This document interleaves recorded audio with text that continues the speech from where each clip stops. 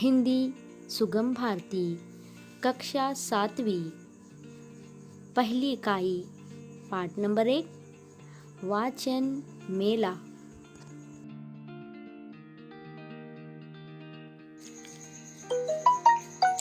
अस्सलामुअलैकुम प्यारे बच्चों, हमारी इस वीडियो में मैं आपका स्वागत करती हूँ। कक्षा 7वीं सुगम भारती पाठ नंबर 1 वाचन मेला। यह पहली इकाई है, उसका पाठ नंबर 1 है वाचन मेला। इस चित्र को ध्यानपूर्वक देखिए। चित्र में आपको क्या क्या दिखाई देता है।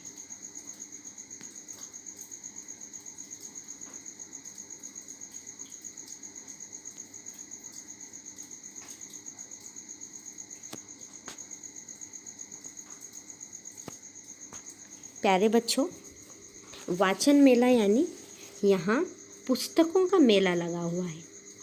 बहुत सारी पुस्तकें आपको यहाँ पर दिखाई दे रही हैं।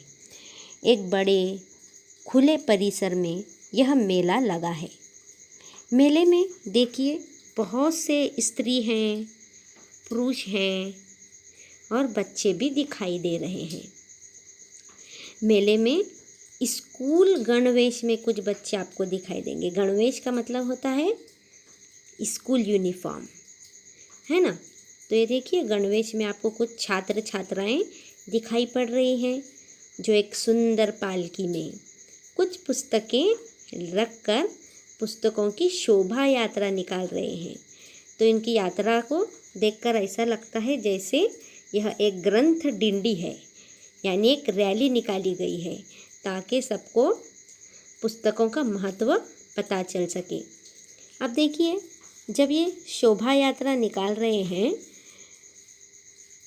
एक पुस्तकों की पालकी सजाकर उसमें पुस्तकें भी उन्होंने रखी हैं और उनके हाथ में सूचना फलक है। सूचना फलक पर देखिए, पढ़ने की कोशिश कीजिए, क्या लिखा हुआ है। पुस्तकों से पाएं ज्ञान, जाने भाषाएं विज्ञान। यानी पुस्तकें पढ़ने के बाद हमको बहुत सारी भाषाएं और ज्ञान मिलता है, विज्ञान की भी बातें मालूम हो जाती हैं। और दूसरी सूचना फलक पर लिखा हुआ है ग्रंथ डिंडी। क्या लिखा हुआ है? ग्रंथ डिंडी। ग्रंथ का मतलब होता है पुस्तक। आगे देखिए, एक अन्य छात्र के हाथ में और एक सूचना फलक है जिस पर लिखा है पुस्तकों से पाए ज्ञान, जाने भाषाएं विज्ञान। ये आपने देखा।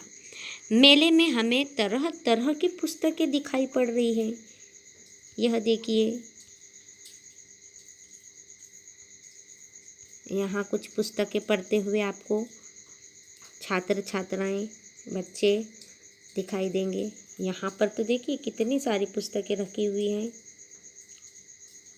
तो मेले में तरह तरह की पुस्तकें दिखाई पड़ रही हैं।